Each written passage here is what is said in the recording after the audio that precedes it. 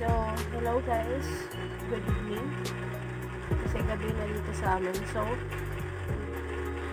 ngayon dahil magsisimana Santa ay magre-reaction video tayo sa Sinakulo 2024 sa Samal, Bataan.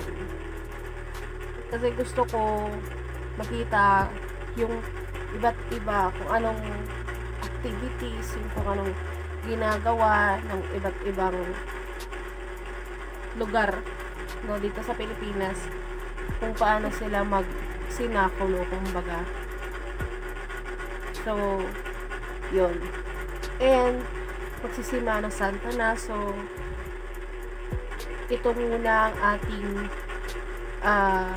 video. Kasi, gusto ko magmuni-muni tayo sa Semana Santa at ayan, mag-ask tayo ng forgiveness dahil nga si Lord ay nag-sacrifice para sa atin. And lastly, if you want me to vlog at the Holy Week, comment down below because gagawin natin ng paraan yan. Baka sa Iglesia ni Cristo. sorry po. Bisita Iglesia po. Ayan. Kung gusto niyo po makita kami ng family ko, magbisita Iglesia, then I will document the whole thing. Ayan. At saka sa sugat, kung sa amin sa Waray-Waray is sugat, which is the Easter Vigil, kumbaga sa pagtatagpo at saka sa pagkabuhay ni Jesus ulit. Ayan. Kung gusto niyo ako mag-vlog doon, then I will document the whole thing. And comment down below lang guys kung gusto nyo, kung ayaw nyo, okay lang. Mag-a-upload pa rin ako.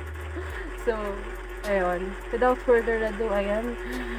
2 minutes na ang aking intro. So, this is the Sinakulo of Calaguiman Sinakulo 2024. 2024 pa to kasi wala pa naman yung 2025 sa Samal, Bataan. So, let's do this.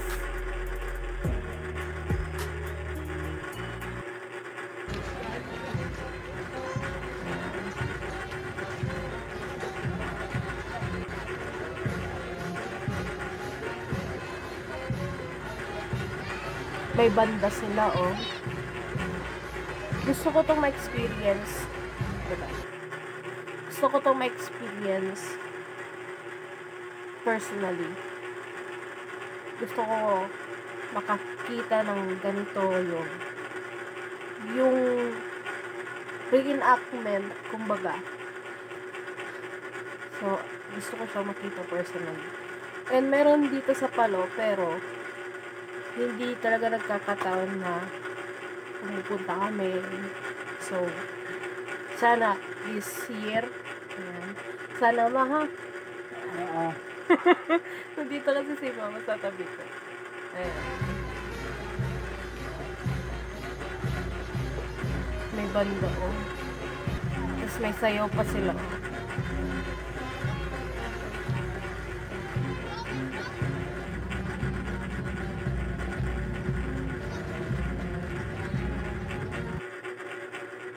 Tanong ko lang guys, no,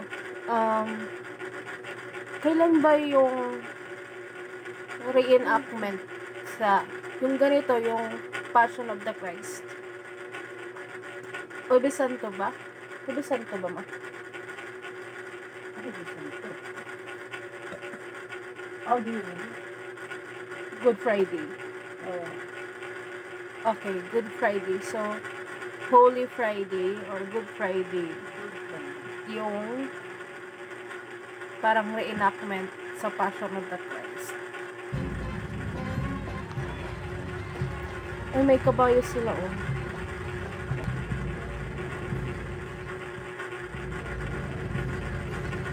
San si Cristo?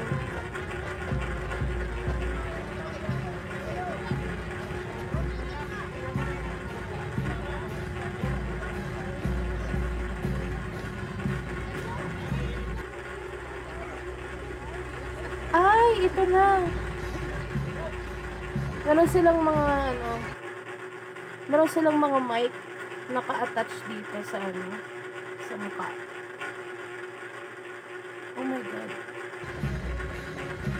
Let's go.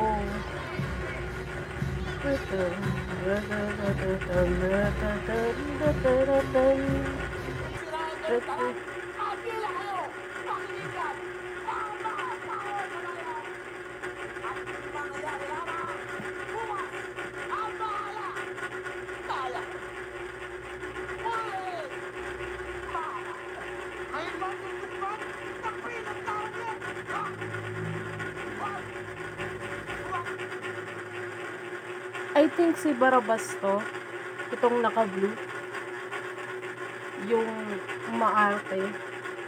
At saka itong nagpaka-black is yung mga Hudeo ba to? Hudeo. Sila Moses. Ayan.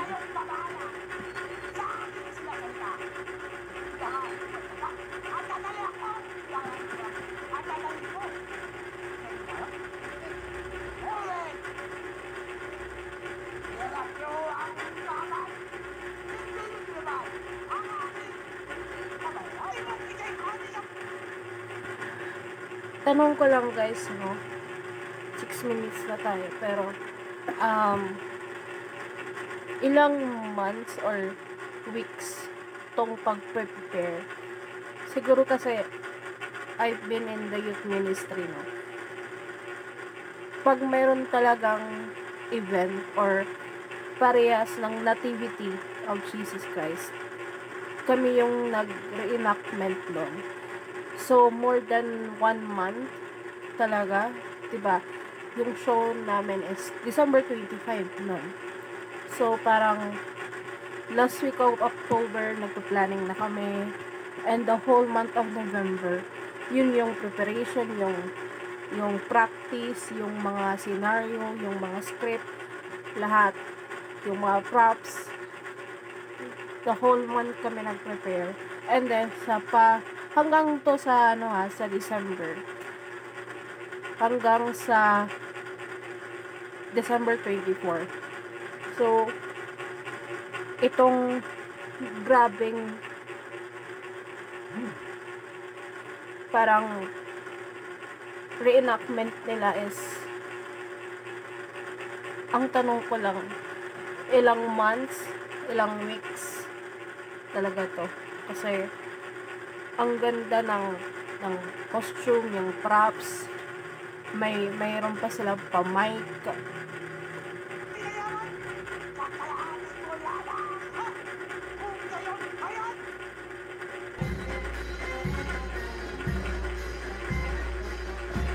Ang galing, may banda sila, no? Ay, Jesus! Ay, Diyos ko! Jesus! Ay! Lord! Bakit may banda?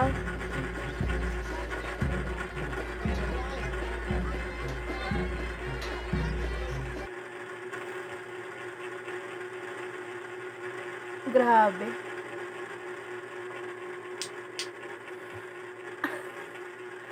Pag nakakakita talaga ako ng ganitong scenario, no, na-imagine ko talaga siguro mas malalapad nung time ni Jesus, no. Kasi ito pa lang, masakit na to. Na ano ka sa likod, tapos hila-hilain ka, tapos hahampasin ka ng kahit kahoy o anong tawag dyan sa pampahampas nila, lubid. Grabe. Tapos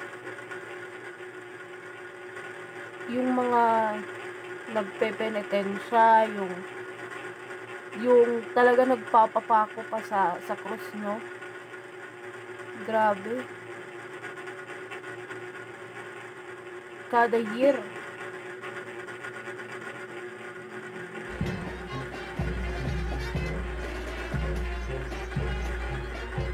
Hindi ko mag-gets bakit. Hindi ko gets kung bakit may banda, may music. Para sila nagse-celebrate. Ang palagan ay ito. Ito, naginibangay lamang. Nagdidemo sa ihulang na at pagpagpagsandalan ng tao kahit saan. Kahit hindi nais kumain sa saan halaman. Taong bukan, ikaw na'y nagpalasan. Ay sa aking halaman ay Teka. Totoong kadena ba yan? Parang totoong kadena. Grabe kung... Oh my God.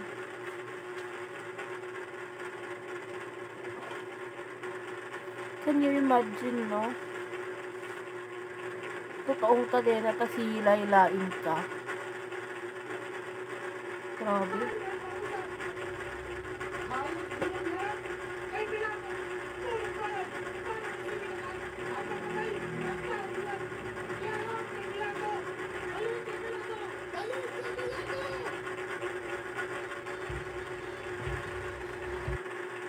Natatawa ako sa mga bata sa gilid. Natatawa ako sa mga bata sa gilid. You know, yung naka-orange yung shirt. Yung short, sorry.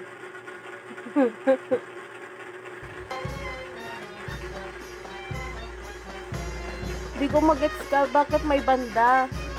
Para sila magsa-celebrate. Parang fiesta.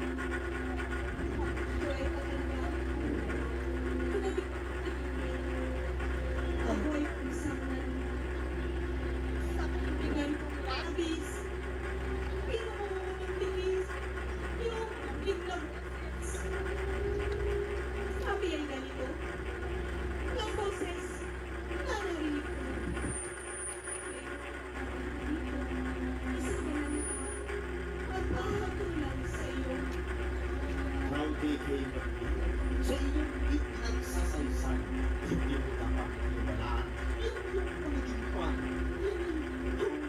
Tulog lang.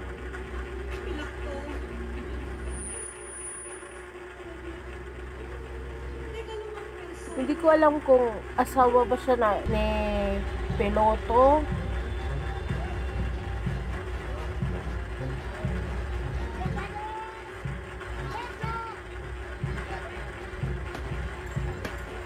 Ay!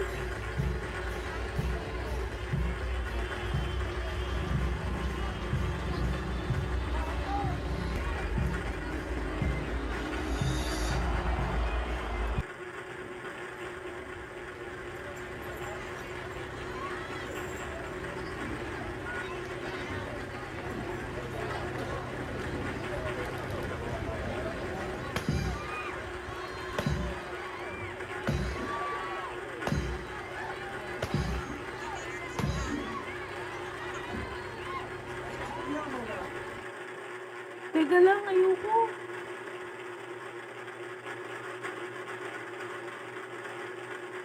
Oh my God. Lord. Grabe.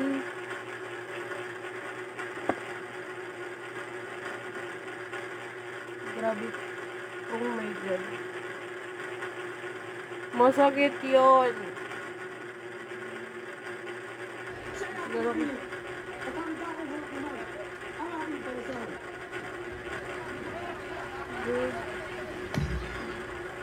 Ay! Lord! Oh my God.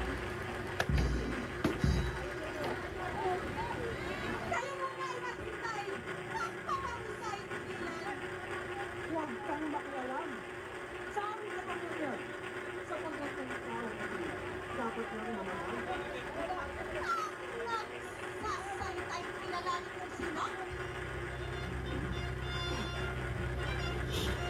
Doon sa lupang Golgotha.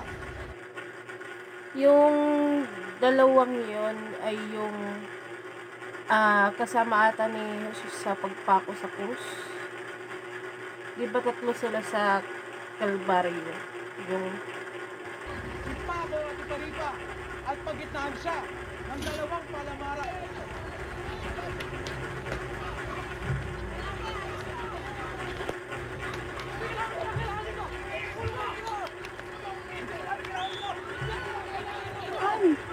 Lord.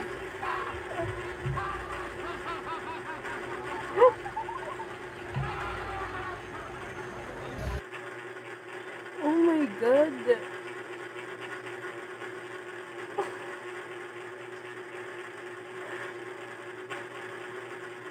Ibang-iba dito talaga sa amin. As in, kaya gusto kong makita kung paano yung ibang lugar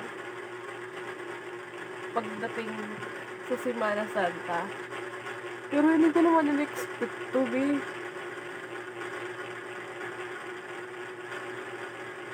Oo naman, nakita ko yung mga nagpapasang sa krus, yung nagpe-penitensya ng sa likod. Pero hindi yung ganito, be. Naawa ako. Naawa ako. Oh my God.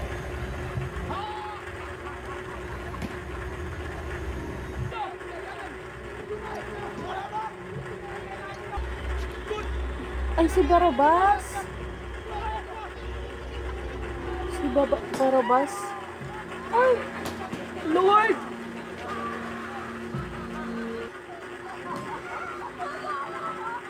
Oh my God.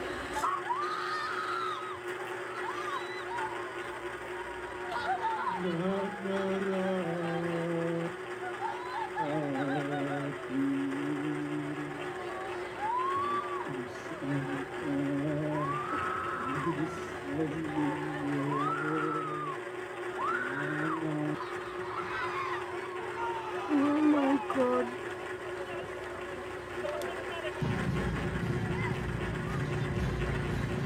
Grabe.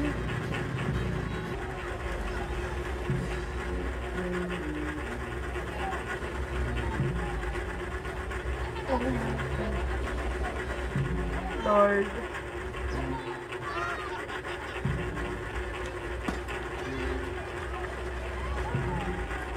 Oh my God. Cross. Oh my God. Oh my God.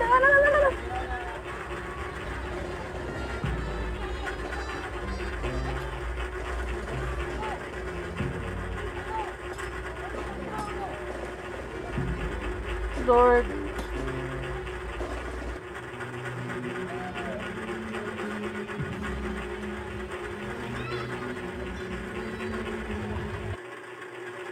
Alam niyo guys, sa panahon natin ngayon, ganito yung ano tawag ini? Diba? Panata? Ganito yung panatan ng ibang tao dito sa atin eh. Pero, imagine ng unang panahon, as in kan Jesus pa time, mas malala.